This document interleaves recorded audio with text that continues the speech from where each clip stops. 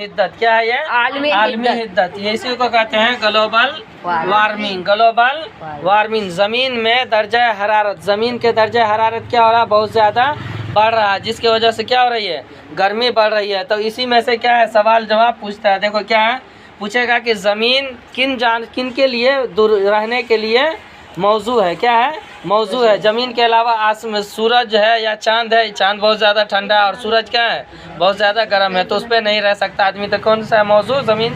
तो यही है, ज़मीन सभी जानदारों के लिए मुनासिब है। ज़मीन सभी जानदारों के लिए मुनासिब है, क्योंकि यहाँ ज़िंदगी पाई जाती है। क्योंकि यहाँ ज़िंदगी, और अगर कोई चांद पर रहने जाए तो वहाँ पे सांस लेने में नहीं होगा, वहाँ पे क्या करके उसको ऑक्सीजन लेके जाना पड़ेगा। सूरज पे जाए तो जा ही नहीं सकता, वहाँ पे तो इतनी ज़्यादा गर्मी है।